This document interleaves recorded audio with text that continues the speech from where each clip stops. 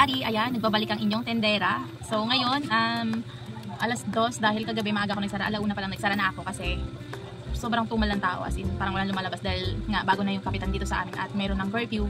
Hindi na ako katulad ng dati na inaabot ng alas 4 ng umaga. So ngayon dumating yung deliver ko ng grocery kahapon. Yan, may punit na yung resibo ko, nabasa kasi.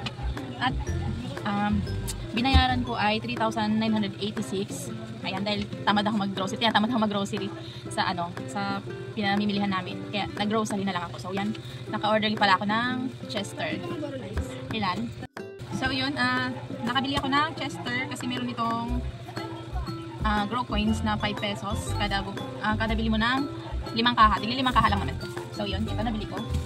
I-check natin kung tama ba yung nasa resibo. Ayan.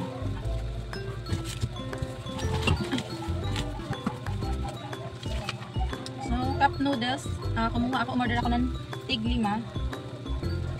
Spicy seafood tsaka bulalo. So yung bulalo ko ay 6 na peraso. 1, 2. Check natin kung tama ba yun sa resibo. Kasi minsan, pag nag-deliver sila, kulang-kulang. 2, 4, 5. So, yun. 5 na lang kasi kagabi may bumili na ito at binuksan ko nga yung karton na to. Kasi hindi ko pa siya nabubuksan. So, yung bulalo ay 1, 2, 3, 4, 5. Ayun. Tama. Check natin. Small ballpen. Ballpen.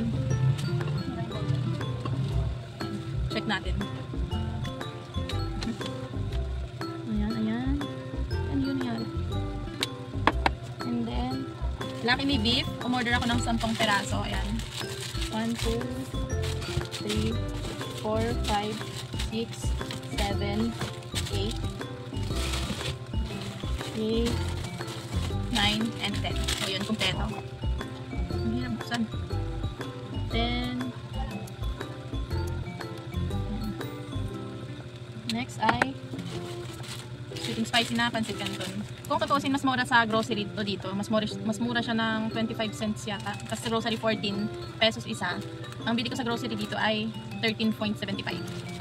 So, ito paano? Okay na din yun, 14. 2, 4, 6, 8, 10. Magkano? Putol-putol, may bumibili kasi. So, next natin yung pancit canton na chili mansi. Yan, 10 peraso din, kumuha din ako. Kasi sa paggabi kasi mas mabenta talaga yung mga pancit canton namin. Lagi kami nauubusan. Pero hindi ako nag-stock na marami kasi para mabilis siyang maubos. 2, 4, ay, parang 6 lang yata to. Kasi may stock pa pala ako dito. 6, bali 6 na chili mansi. Chili mansi, check. Extra hot, check. So, kumpleto. Yung remix natin, kumpleto din. Chester, lahat kumpleto. So, meron ako ditong powder. Ayan, ito nakahiwalay yung ating champion powder. So, 2 tayo ito. Check natin kumpleto. Bear Brand na swak. Kumuha ako ng 6 na tayo. So, ito yun. Mas mura to kaysa sa grocery na binibilhan namin. Sa grocery kasi 85 pesos point something ganun. Basta ito sa grocery is 83.60. Yan. So kumuha ko ng 8 tay kasi mabenta din to. 1, 2. Magoro po lang ah. Ilan? O tara na ngayon na may bugin na may okay na.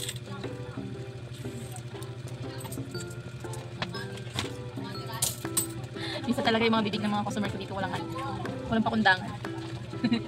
So, sana tayo, sana. 1, 2, 3, 4, 5, 6. Ilang tayo? So 6 lang pala. Ang 8 peraso ko pala yung 300 grams na Bear Brand. So, 6 na tayo lang pala. Sorry. Yan. And then, 300 grams. Kumuha din ako kasi mas mura sa grocery. 105.65 lang isang peraso nito. 1, 2, 3, 4, 5, 6, 7, 8. So yun, kompleto lahat nung deliver na grocery. Marami kasi ako nababasa na maraming may problema sa grocery na kapag ni-deliver ay kulang-kulang. Since nag-order ako, simula nag-order ako dito, isang beses pa lang ako naka-experience ng kulang. Pero na-resolve naman yun.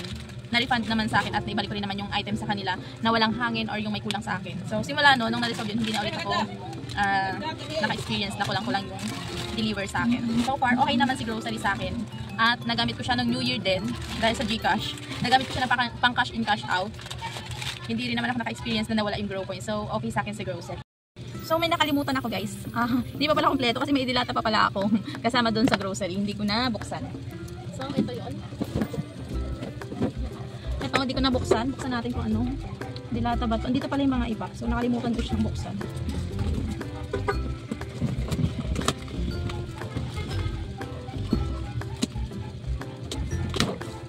Yan. Ito.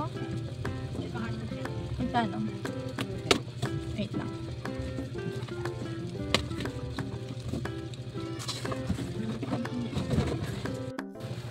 So, eto yun. Ayan. Naka-order din ako ng 6 na Alaska iba. Ayan. 6. 1, 2, 3, 4, 5, and 6. Tsaka, maliit din na Alaska iba. Bali, 6 na piraso din yung na-order ko sa grocery. So, yun. Next deliver namin ay, ang next schedule ko dito ay bukas. So, mamaya kung makapag-check out ulit ako, mas okay sana. Para hindi na ako lalabas kasi marami din ako ng grocery. Kaya lang kasi, yung coffee ko brown sana, okay lang sa grocery. Kaya lang, ang laki kasi ng difference. So, sa grocery, 117 yata isang tie. Sa binibilan namin ay 111.75 lang. So, sayang din yun. So, sobra dun sa 111. So, tsaga na lang ako dito sa malapit. Sa malapit na naman yun, i-motor lang namin. Doon na lang bibili ng mga coffee ko brown, mga coffee ko coffee yun. So, yun na guys. So, yun nga, after ko mag-open ng box ay habang natitinda, i-display ko na rin yung aking mga dumating na grocery. Para naman kahit paano hindi ako matambakan ng gagawin at ma-display ko lahat para mabawas-bawasan naman yung kalat sa loob ng tindahan. Kasi sobrang sikip talaga guys ng pwesto namin. Kung makikita nyo, kapag nag-grocery ako, hindi ko siya pinagsasabay-sabay kasi kapag pinagsabay-sabay ko siya, hindi kakasya lahat yung pinamili ko dito sa tindahan. So, yung iba nandun sa likod at maskip din dahil nga maliit lang yung pwesto namin. So, yun, kailangan paunti-unti kapag puro biscuit lang din yung grocery ko. Pero minsan kapag, syempre alam niyo naman tayo kapag nag-grocery kung ano yung makikita natin. Dampot na lang tayo ng dampot, 'di ba? So, yan. After ko nga dyan display, nag-refill na rin ako ng mga alak. Yun nga lang, hindi ko na siya na-picturean at naipakita rito kasi sobrang busy. So, habang nag-display nga ako dito guys, dumating nga yung order ko na Red Horse at dahil nga 1 linggo akong hindi nakapag-order ng Red Horse dahil yung stock ko nung New Year hindi naubos. Kaya binenta ko dun sa bayaw ko para magbalik puhunan. At syempre, sinoli ko na rin yung mga diniposituhan kong mga bote at kahon para kahit papano yung nilabas kong puhunan maibalik ko. So yun, nakapagbalik nga ako ng 24 kahon ng Red Horse at may natitira pa ritong 16 kasi 40 kahon lahat ng diniposituhan ko. So, next deliver nila or next text ko or order ko, saka ko susoli yung ibang bote.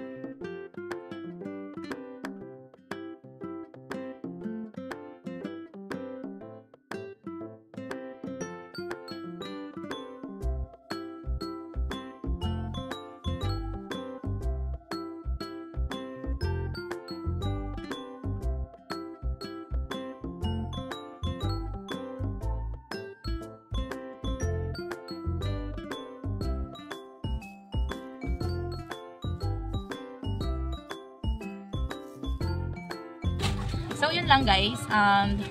Sana, try nyo din gumamit ng grocery. Hindi naman ako binayaran para endorse yung grocery.